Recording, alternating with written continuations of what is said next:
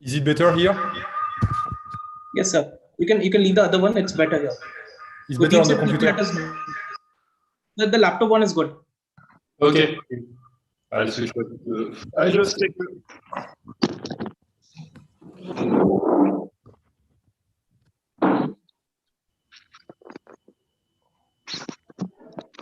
Gurdeep sir, please let us know when we are live.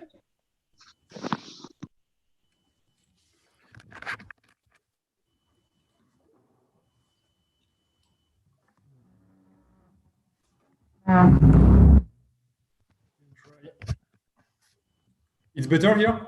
Yes, sir. It's perfect. I can't hear you. So, sir, we are good to go live. So, good evening, dear ladies and gentlemen.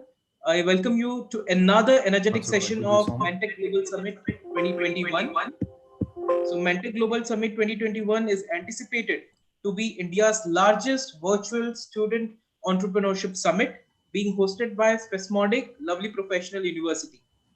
The theme of the event this time is when management meets technology. So it means that we emphasis on the importance of technology in the modern day management. How important the technology is in days to come. So we emphasis on that, and today we have a very special guest with us. He is none other than Mr. Ram Divedi. Mr. Ram Divedi is an angel investor with portfolio spanning of 5 companies.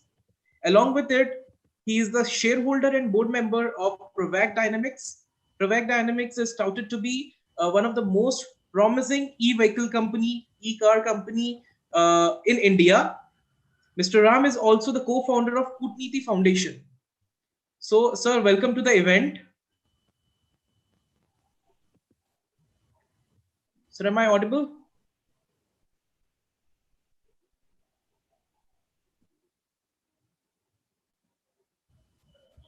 Sir, I guess you can rejoin, sir. There is some network fluctuations maybe at your end. So you can rejoin the audio and video once. The screen is freezed here. So I would like to request you to rejoin or close down the microphone and camera once and then restart it. Okay, so ladies and gentlemen, he'll be here in some time. And in the meantime, we can discuss about like different sessions that we have already hosted. Today, we are here at the 15th session of ManTech Global Summit. So it means that 14 are already being done and we are left with 3 more to go. Different sort of personalities came here and different sort of interaction happened. And we are very happy to learn from those personalities. And sir is here. Sir, I welcome you to the ManTech Global Summit and the stage is yours.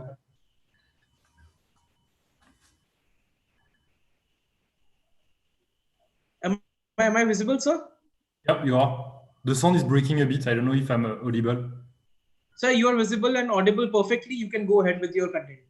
Perfect. So you want me to start with what, my background? Yes, sir.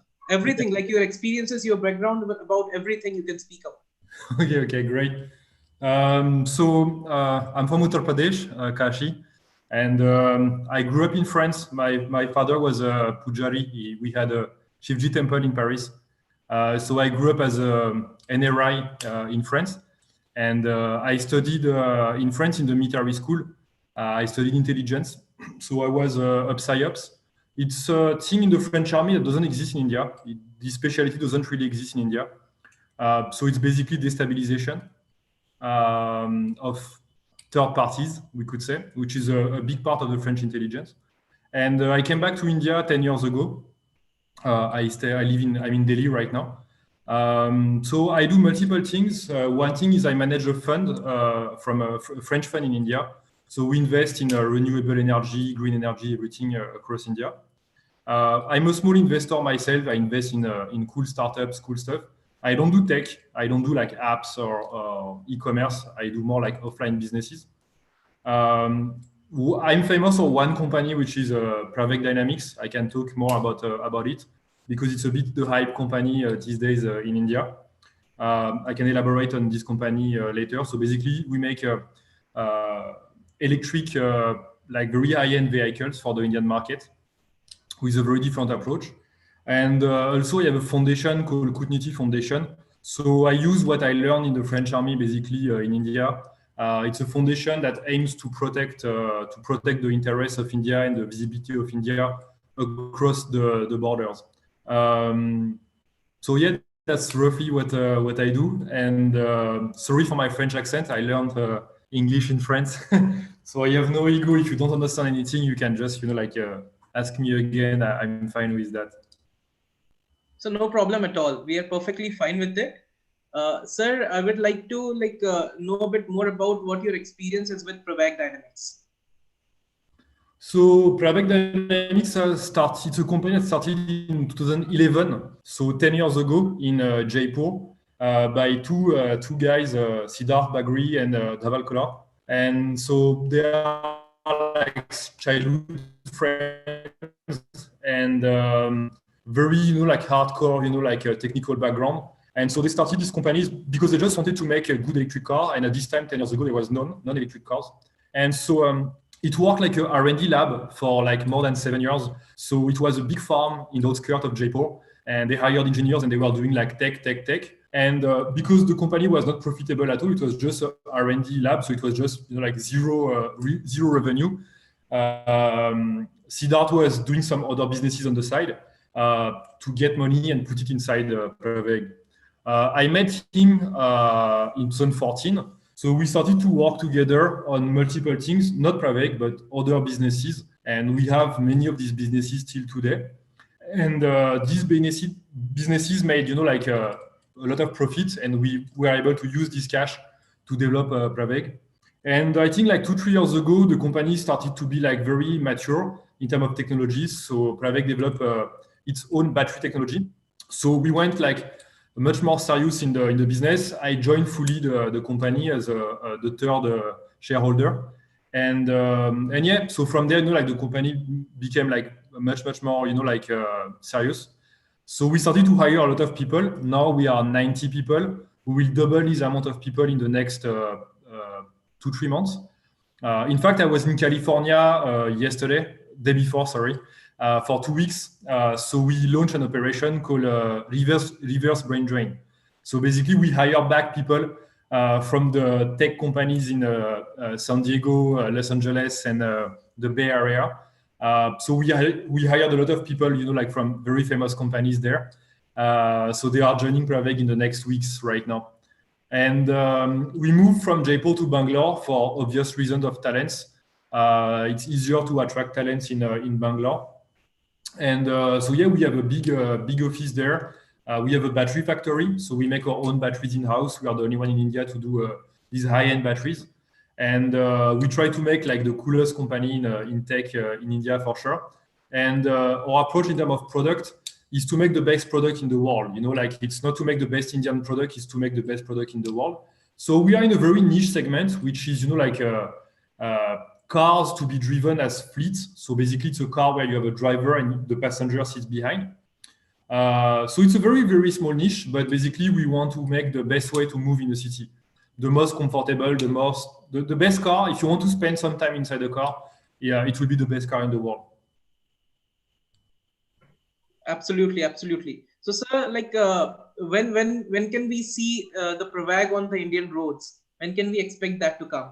So right now you can see the MK1. So MK1 is a 2-year-old prototype, and so it's not at all what the final model will look like. But technically, it's very close from the final model in terms of battery, of range, of specs. Technical specs is very, very similar. In terms of look and interior, it's very different. The production model will be much more refined. So MK1, if you're a bit smart, you can spot it any day in Bangalore because we use the car every day. Even it was in Delhi for some time, so there are many guys who found the car and click pictures. It was one car was for a month in my office there in Delhi, and so that you can see it's very easy. It's on our Instagram, Pravaig Dynamics. You can see on our website every day. MK2, which will be the final model, is still not disclosed. I think we'll disclose it before the summer, and it will be on the road at the end of the year. So it's very similar to MK1. It's a sedan. It's a huge sedan. It's 5 meters long. It's the same weight, everything, but in terms of aesthetics, inside and outside, is much more refined for sure. Okay. So, sir, like I guess I've seen a lot of videos of Pravaig on YouTube. So it might happen when the car came down to Delhi. So many people, those car enthusiasts, might have visited and taken those snapshots of the videos and then posted it up. So I've heard a thing, sir. What is going to be the business model for this? Like, can the normal people buy those cars, or is there some other rollout models which will be preferred? Honestly, we don't really believe in ownership. I can elaborate on why. One reason is, we don't have the infra in India on the long run to have, 500 millions more car in the streets. Right. It will explode. So we will need to share the cars. Not everyone can own a car, tomorrow. It will be very, very tough. The second thing, as a family, it's a very bad investment. If you take any, middle class house in India, their first spending is the house, and the second spending is a car. And I'm fine if people spend in houses because they can keep it for generations, and it's a non-depreciating asset. The value of your house will, most of the time, will always increase. But the car, I give you the key of the car, and you lost 30% of this value. So it's a very bad investment, I think, for family in India. If you love cars, it's fine, but it's a bad investment. And if you sell cars, you have a lot of problems that come in the picture. It's difficult to understand, but I give you multiple examples. If I sell you a car, electric car, I'd put my own charging infra. Pravaig is, delivering a charging infra. You cannot do all India. India is the seventh largest country in the world. It's a huge country. It's impossible to put a charging station at every street corner. So we start by Delhi and Bangalore. And for sure, every month we'll open one more city, Chennai, Hyderabad, Mumbai, whatever. So if I have a fleet in Delhi and Bangalore, if I sell you a car, I can't stop you to use the car and travel to God knows where. That's not possible. So if I own the car, I can maintain my fleet in these two cities and later on in more and more cities. Also, if I sell you a car, I need to add a lot of cost on the car. Most of the people don't understand that, but the main cost in a car is not the car, is marketing and branding and all these costs there. If you take, I won't give a name of a car, but most, very premium car that costs almost 1 CR, they cost like 9 lakhs to manufacture. So what's the remaining part? For sure, there are some taxes. It's fine. We are happy to pay taxes. There is some margin. Corporates make margin, is fine. And they don't make a lot of margin. But the rest of the cost is showrooms. And if you have a nice car, you need showrooms in prime locations. So it's very, very expensive in terms of real estate. You need salespeople. You need after sales. And look at the ads in TV, on internet.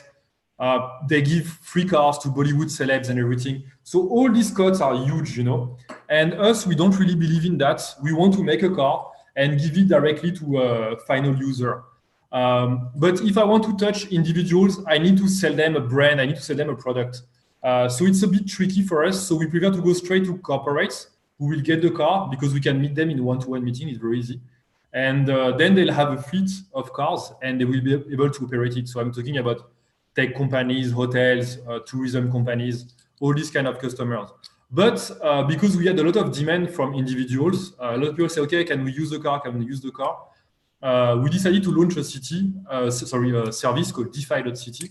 And basically the car will be accessible through, I won't tell you now today, but basically it will be like an app or something. And if you want a Pravaig because you want to go to the airport and you want full comfort or you're going very far, it's not really the application to go to the next, to your gym, which is 1 kilometer from your house. Take a cycle for that, it's much better.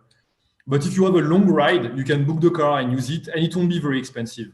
Because the car is very expensive to manufacture, but it won't be very expensive because we won't have all these added costs on the vehicle. And I can give you many more examples. Like, for example, if I'm a new car maker, we'll release our new car. So every car maker in the world has problems in the car. Volkswagen, Tesla, BMW, everyone has. There is no shame here. But if I sell you the car and 2 months after I realize a button is not working, I need to call back all the cars, which is super costly for me, a big problem for you. And I don't know where are my customers. I don't know where are these cars. But if I still own the cars, I can service them in one night. I can call them in the night, change this button, and the day after they will work perfectly. And like that, as a new car manufacturer, we will avoid a lot of problems. Because if there is a problem in the car, we can fix it straight away. Wonderful. It means it is going to be a ease down business model as far as the car placement, manufacturing, maintenance, and all the other facilities are concerned. And it is also easy in the part of the company to call back those cars in the case of any defects or something like that. Exactly, yeah. Right. So this is something like it can also give a benefit of people enjoying in the chauffeur-driven services and to enjoy an electric car like this, and a car that too made in India. It is a very big thing, a battery car, electric car being made by an Indian company. Yeah. And so, sir, I would like to quote this. How are we looking ahead to competitions? Are there any competitions around, or some companies coming up to India as competition? Are we looking ahead to it as a competition, or how are we looking ahead in the complete product segment? No, I don't think we have very competitions today. We are not startuppers. So we talk with every other car manufacturer in the world. We know, I mean, we are not enemies. Like we talk with the French car manufacturers, with the Germans. I was again in California for 2 weeks. I came back a day before. You know the car manufacturer in California. I can name them. It's Tesla, Lucid, like Rivian. I mean, we have a discussion with guys from all these companies. And they all love tech. They all try to do great products, and it's awesome. Like we have no enemies or anything. Maybe you're thinking about people think that electric vehicles is a niche. It's not. It's the future. Everyone is moving there. The whole industry is moving there. I can tell you. I won't reveal a secret, but Renault is going there. Mercedes is going there, and some companies are pure players like Tesla or Lucid or Rivian and everything. So at the end, any car manufacturer is a competitor in the EV thing. We don't do EV because it's innovation. We just do EV because it's just the future, and that's it. And if tomorrow another technology comes and is the future, we'll jump on it. No problem. There is nothing here.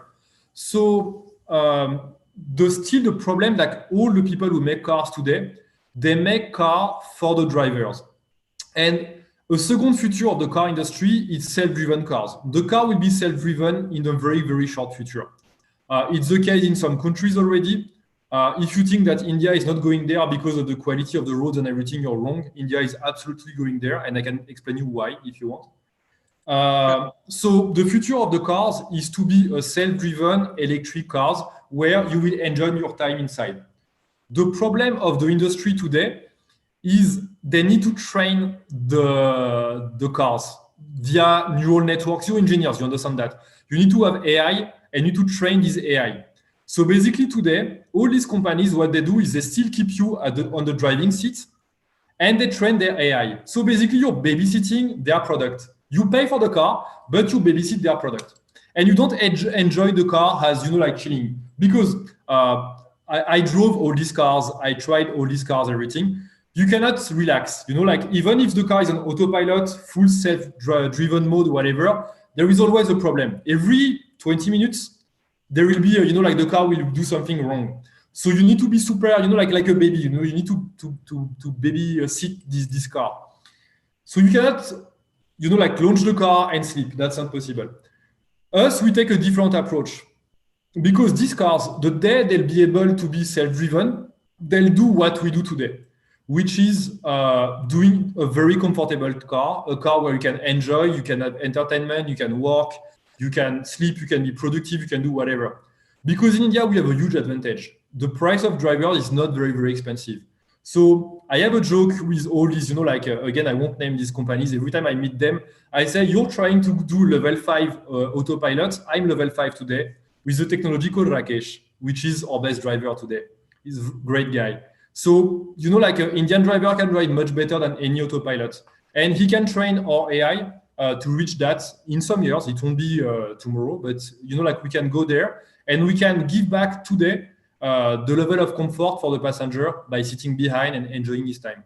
So in fact, I think we are much more ahead than these companies in terms of what you can do with the car. And Yeah, because still today everyone is making cars like the old world, like no, it doesn't change. Even in S-Class, which is a fantastic car, the best seat is the driver's seat. Right. And so training a car for autopilot mode as far as the Indian roads and markets are concerned is really a tough task to do for the companies, because we all are aware about how the roads and how the traffic is being followed in India. So it will be very difficult for a company to introduce an autopilot mode car completely self-driven in the market of India. So rather that point, it's a fantastic point which you highlighted, is that to replace, like, we are the best persons to be replacement as the autopilots, because we know aware about what all most situations can be on the roads. So we are all well aware about it.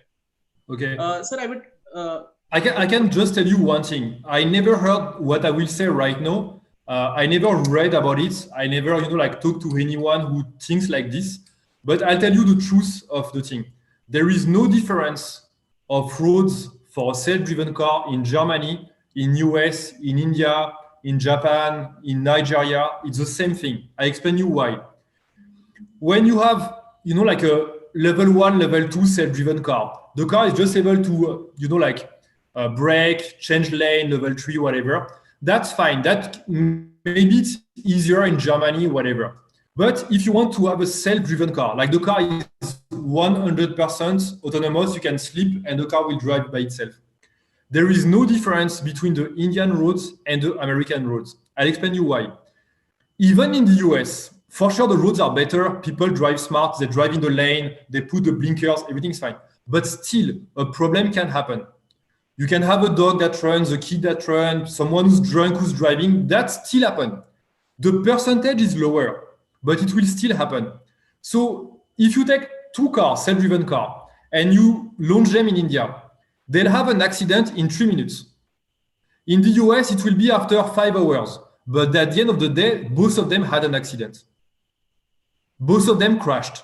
So that means they are not good. So if you want to have a real self-driven car, this car needs to be able to drive anywhere in the world. It's not easier in a country or another. The only thing that will change is how much time you reach to have an accident.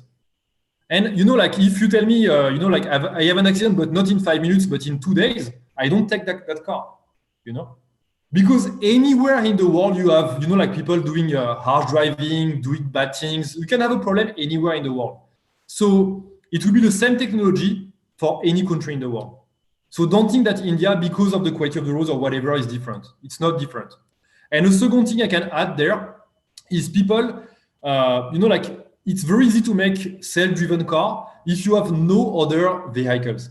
Okay. If you're alone and you have just pods, for example, on the street, it's very easy.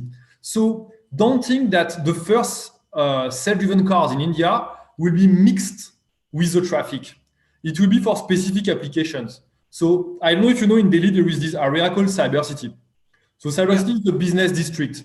So imagine we can start there. We can forbid cars in Cyber City. So people come with the metro. It's a very good way to move. Metro is a fantastic way. We still support a lot, like public transportation is the best way to move. Like today, India should invest a lot there. It's not there in the US, for example. People can come by metro. They can come by their own car and park it underground. But inside Cyber City, you will have small pods, like small Pravaig, small other brands. It's very, very fine. And they will move, freely inside. So they won't mix with rickshaw, with, cars, with buses and everything, because everything will be self-driven. So then it's super easy technically to make. And from Cyber City, you can expand to Cyber Hub, to Gurgaon, and so on, so on, so on. So perhaps it will take time to reach my city of Kashi in Uttar Pradesh, but we can start by, and these places are the most jammed city in India. So imagine also like a highway between Delhi and Mumbai, for example. You can have 3 lanes where everyone can go. You can take your car and go there, and 2 lanes only for self-driven vehicles. And then it will be very easy to have self-driven vehicle in these lanes. So I'm very, very positive about self-driven cars in India. It will come like much, much faster than people think. Right. If we streamline the things well, like you said, like if there will be lanes for the electric self-driven vehicles. So if we can patternize the things, the way we drive or the way we transport from one place to other, so it can benefit it more towards the people. Yeah. and also for the companies as well. Yeah. So what are we looking ahead like as Pravaig? So how far are we looking ahead business in days to come? Like what are the plans currently? I'm not asking about the car to be launched or anything about like complex about the company, but as far as the marketing or like the product expansion are concerned. So it's very easy. We won't have a very big capacity of production of cars. Our bottleneck today is the production. And we don't want to be unrealistic and try to manufacture thousands of cars a month. So we'll start by a small production of 200 something cars a month at the end of the year. So every month we put 200 cars on the market in Delhi and Bangalore. And then across the time, we will increase this capacity of production and we'll increase the cities where we operate. We will open, again, I can tell you today, it's not because I don't even know what will be the third city. We are still studying that. Maybe to be Pune, maybe to be Hyderabad, Chennai, whatever, Mumbai. So then we will expand city by city. Okay, it will be wonderful to see Pravaig on the roads and also take up the services of the company in days to come, because I'm also a enthusiast of cars, and especially when it comes to electronic vehicles which are currently on hype in the market. Yeah. So I'll be like very happy for taking a ride up of the car. I would like to ask one more thing regarding, let's say, in the coming days, what currently like if you would like to comment on this, what currently like production capacity is the production begin for the car to come into the market, or are we looking at for some more time for the cars to be on the roads? Well, sorry, I didn't get your question. You ask when we will start the production? Yeah, no, I meant that are the cars already like on the production, or will it take some more time for the cars to be? We'll start the production at the end of the year. Okay, last year or this year? This year. Because between now and the production, we need homologation, and it takes some time. Right. So we are starting soon the phase of homologation. Yeah. Right. I would like to know about another thing. Shifting on the first factor that you highlighted while we began.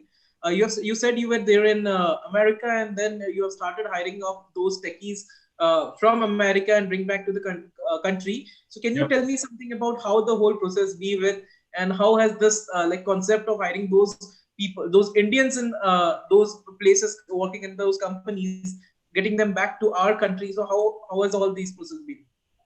It's a good question. So, in fact, as you know, Indians, for the last 30 years, a lot of Indians after their studies left for US, Canada, UK, Australia, maybe mainly English-speaking countries, because they thought that they will have better opportunities, better salaries, and everything. And it's fine, I have no problem with that. I myself grew up in a foreign country. Not for this reason. My father was a Pujari, so nothing with IT or anything. But I know how it is to feel, like a difference in a foreign country. And I came back to India after my studies. So the first question we should ask ourselves is why we need to hire people abroad. So there are some fields where you don't need to hire people abroad. If I take IT, we have a very, very strong IT team in Pravaig, from the best companies you can imagine in IT. They are here in India. There is no need to go for IT, in another country. We have all the resources here. And in fact, in finance, we don't need people. Marketing, we don't need people. All these sectors, graphic designers, very, very good level in India, we don't need.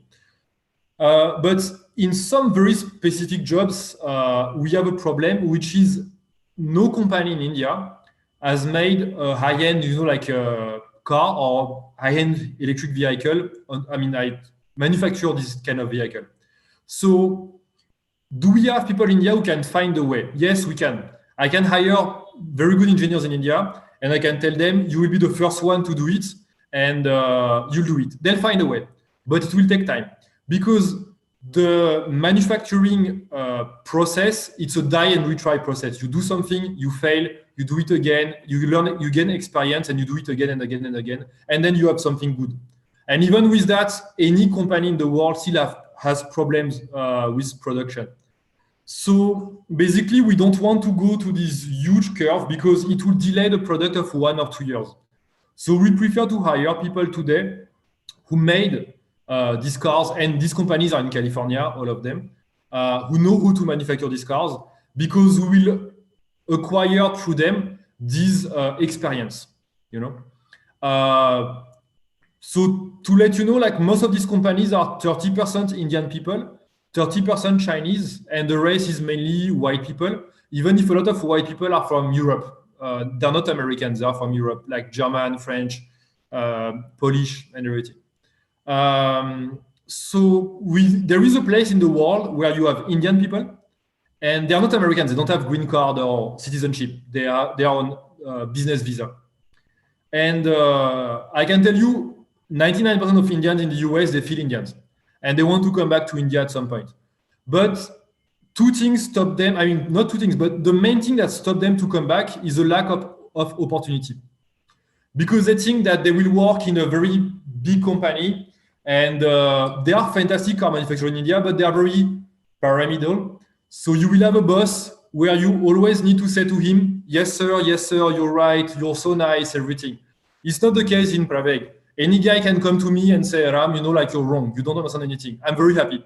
That's the best thing you can tell me, that I'm wrong, because I will learn something, So I'm very excited by that. And it's not only Pravaig. You take all the new startups company in India, so many of them are awesome, And in fact, when we go in the US and we hire people, we tell them, if you don't want to work for Pravaig, but you want to work in India, I'll help you to find the perfect company for you. It can be your friends of Log9, for example. It's a fantastic company. We know them. They're our neighbors in Bangalore. I can, direct you to them or any other great company. There are so many great companies in India with a new mindset. But the problem is these people left 15 years ago, 10 years ago, and this mindset was not there. It was the old way. And we tell them, no, India is different. It changed a lot in the last 3-4 years. There are great companies right now with a great work culture, with a lot of, opportunities, exciting products. It's no jugad, it's no cost killing, because in a lot of companies today, as an engineer, what the company will ask you is to make something at the cheapest price, not the best thing in the world, just the cheapest price. And Indians are very good at it. It's called a cost killing engineering. We are not playing in that league. We don't want to go there. We want to make the best product in the world. So US can offer you that, but no, India also can offer you that, because we have ambition, and we are very happy to give this kind of opportunities to Indian abroad. So that's why now many Indians are coming back, and that's our operation we started with Siddharth called reverse brain drain. Wonderful, sir. So it's good to see people come celebrate their homecoming, what we can say. So I can see, is there Ramayan just like yeah. So I would like to take one question, apart from the mainstream. Sure. So do you believe Ramayana or any Indian mythological stories or sayings has influenced your life, your decision making to any extent, ever in any point of time in your life? Yeah, I mean, basically, it's something that we try to remove a bit from ourselves. Is I won't say the Hindu culture, but the Dharmic culture, I would say, because I'm very happy to include, all the Sikh, Jain, Buddhist, whatever, I like any religion. But it's a very strong part of our identity.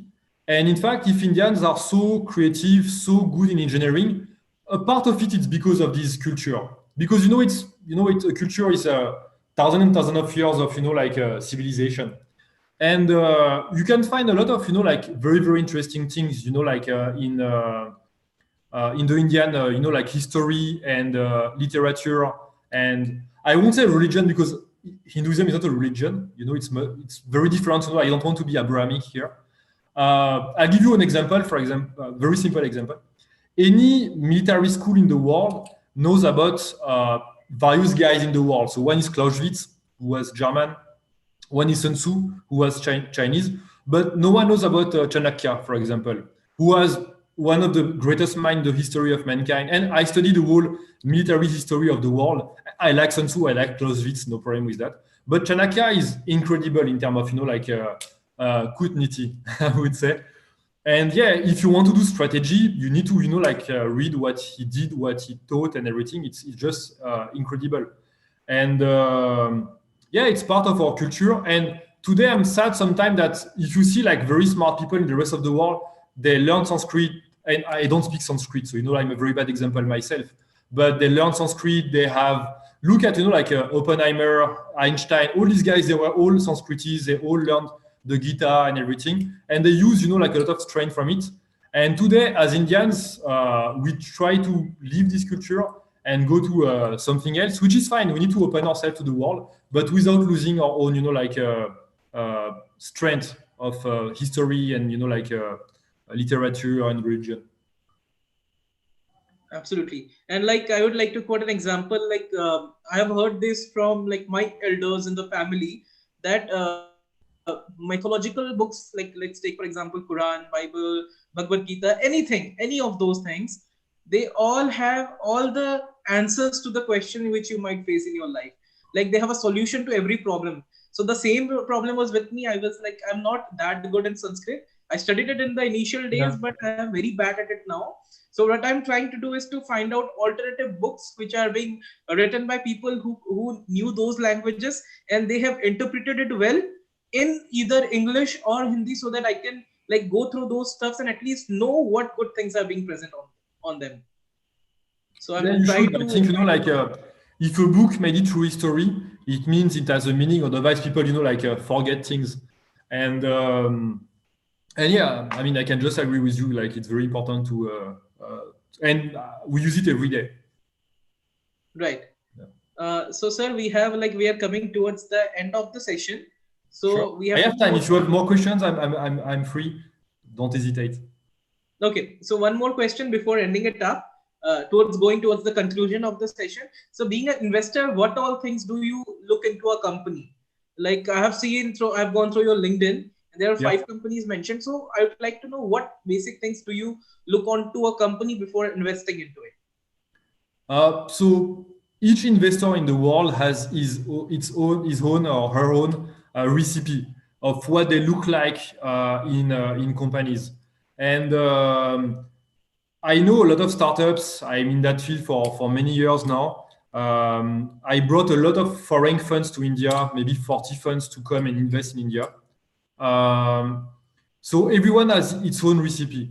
So a lot of entrepreneurs, they work with KPIs. They will look at growth of the company. It can be on revenue, it can be on margin, it can be of user database, it can be on multiple metrics. Me, for example, is very different. I invest in a startup only if I know I can bring a value to this company. So basically, if I put my money, then I can help them to gain a market, gain customers, get anything cool. Then I know that the company will grow and my money will be valued. And also, I don't try to exit the companies. I'm happy to invest more in the future. So I'm happy to follow. I'm what we call an anchor investor, which is not the case of some investor who wants to, they come at $1 million and they want to leave at 3 million. So they will do this range and then they will try to sell their shares to someone else. It's not my case. Me, for example, to answer your question, I don't look much about the decks and the projections. Everyone tell me that they will be the next Google. It's fine. I don't care. I look at the people. Really, it's about the team. And for example, if you have the best product in the world, but the guys together, the girls, work with many girls also, they don't fit together, or they have a very different visions. It won't work, So it's really about the people here. Absolutely. And so one more point, taking the dot from this, what are the different ways, like how you convince those, like you said, you got 40 funds to India. So would you like to comment on this? How you convince those people to bring their funds back to invest in India? So how are the ways being followed up to get those funds to India? Those foreign funds. It's the toughest job ever. It's super, super, super, super difficult because of the image of India. So I had to talk to them, I don't know how many hours, one by one. And I do it for free because I do an event every year where I bring funds to India to invest in India, and I lose money every time.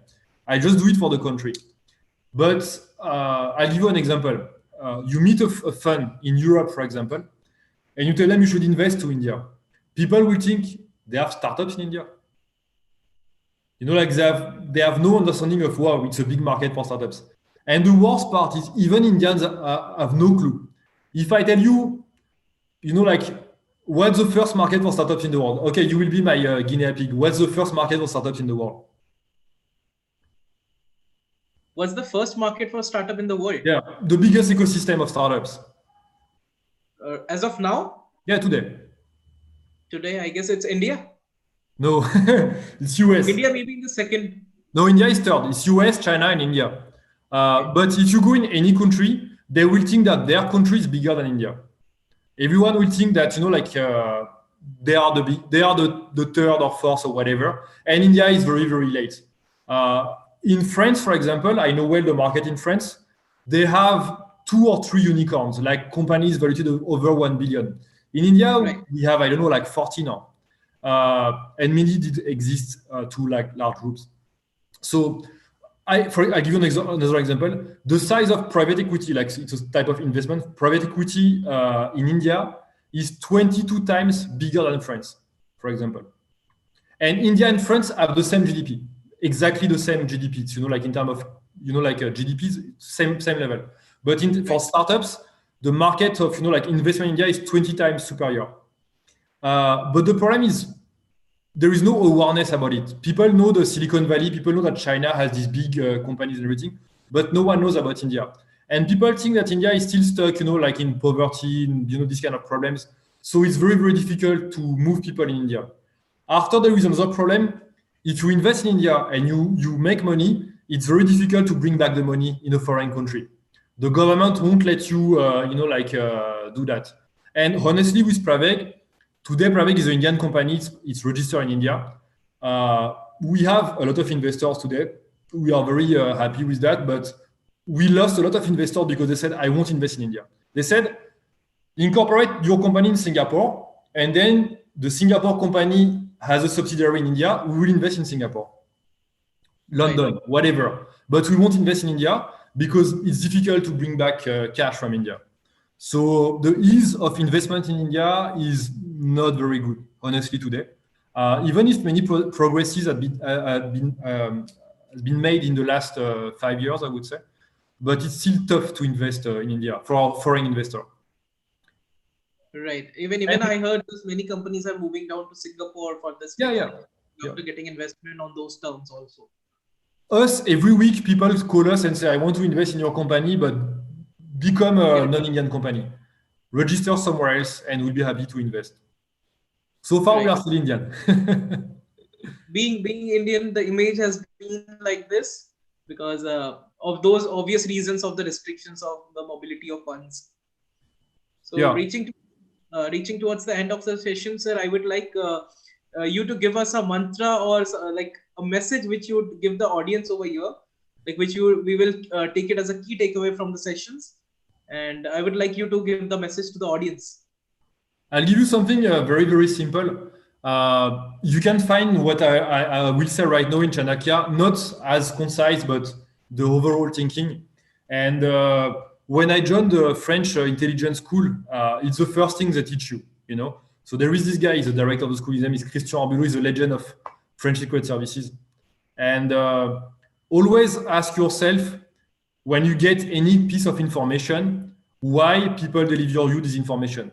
And start by me, People take, grab information very candidly, very nicely, but everyone who gives you information has something in mind.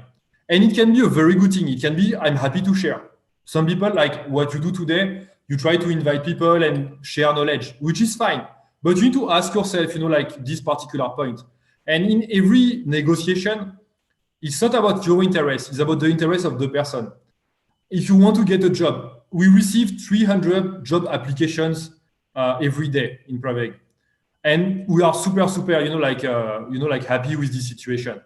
But I can tell you, 80% of the people who apply, they say, "Hello, sir, I want a job in your company because I want to learn. I'm not a school. You should tell me what you will. You should put yourself in my shoes. Why I need to hire someone. I don't want to hire someone to teach them something. I'm happy to do it. We teach things every day. But tell me first, if you want to get the job, what you will teach me? What will be my interest? Because my interest is to learn something. And like if you want to go to an investor, don't tell him how great you are. Tell him, like, I need this money to do that, and it will benefit you in that way. It's about the others, and you need to be very like, to understand how investor works, how a company works, how a bureaucrat works, how a journalist works. And as engineers, especially, you cannot stay in your own bubble. You need to understand the world. You need to understand the thought process of everyone you will interact with. And if you read something in the news, think about yourself. Why they wrote that? Has been paid for that? Is it a foreign country who's pushing this agenda? And then the world will be much more clear for you, I would say, if you think like this for every relationship you have. And I don't say to be, like scared and, think that everything is a conspiracy. No, people have something in mind. They have their own interest. Just think about it. What is the interest of the person who's talking to me right now? Right. Wonderful, sir. We have a wonderful interaction, and we had various takeaways about what we can see the mobility of India in coming days, and also different things about how the channelization of funds and getting those people back to India for grooming up the talents in the home country. So before we end, sir, would you like to give some message to the organizing team, Spasmodic, for hosting you at the ManTech Global Summit? If you would like to share for the team, so it will be a great opportunity for all of us. No, I mean, the interaction was fine. I was contacted by Amlan, I think, on LinkedIn. So no, what you do is great, very professional, very well organized. So I'm very happy, like, to share anything I can with a young generation. And I'm just one generation. I'm 36 soon, so like I'm one generation ahead of you. And I think it's very important to keep the link with like young generation, because you will overpass us for sure very, very quickly. And I think it's important today in India to be very professional. And there is this saying in Pravaig that we have, it's no jugad. Jugad was something that helped India a lot, and we need to be have a lot of respect for this mindset, because it was a way to, like, find some fixes, find some street smart things to be a great country today. But if we want to come back to the position where India was not a long time ago, which means the first power in the world, you cannot use jugad. You need to have broad vision, ambition, be professional, and like, don't go there. You sent me a few questions. I think I can tell you yesterday on LinkedIn, and it's not the question you're asking me today, and I'm very fine with that. One question was why we don't make a SUV, because the roads in India are not so great. I think it's not a good process of thinking. Let's fix the roads. Let's not try to make SUV because we have bad roads. Let's fix the roads. That's what, as a nation, we need to, to have in mind. Right. Absolutely fine, sir. So thank you so much for giving your time. And we had a wonderful session today, and we hope we'll be connecting to you very soon. And once the things are normal, so we'll be also hosting you at our lovely professional university. We'll be very happy to welcome you to our campus. And welcome. I prefer real meetings over Zoom, honestly. Sir. And we will do an event with Pravaig for people who want. We'll do an engineering event, because we did an event in December to talk about the product, the market, and everything. But we'll do a specific event only for engineers. I think in end of April, something, beginning of May. And so if you want, it will be physically in Bangalore, in our R&D center. So if some of your students and everything wants to come, I'm very happy to invite them to this event, and they will be able to interact with top engineers and professors and everything about anything they want in tech. So we want to create a platform. There is this platform for tech as software, but in hardware, in applied science, in deep tech, it's not much there in India. So we want to give a platform for everyone who's developing the future. So, and we'd also be happy, sir, if you could welcome the whole team of Pravaig to our campus, wherein the students can also specifically get benefited. Like, we have mechanical students over in the university, and like different engineering components are there in the university. So it will be great if we can also invite you to the campus, wherein you can demonstrate how the more innovation can be brought up to the campus, and the students can learn even more on what facilities they are already being provided with. Sure. You should invite Dhaval. He's the CTO of the company. He's the brain. I'm not an engineer myself, so I won't be of a great help here. Management students very much. But Dhaval is the boss, or we have many talented engineers. I'll manage to send someone from my team there. So, wonderful, sir. So thank you so much, sir. Here we are at the end of the session today. And thank you so much for giving your valuable time. So, dear ladies and gentlemen, here we are ending this session, and we'll be seeing you again with another energetic session of ManTech Global Summit 2021. Stay tuned with student organization Spasmodic for more updates on the same. Thank you so much and goodbye. धन्यवाद. Namaste, sir. नमस्कार.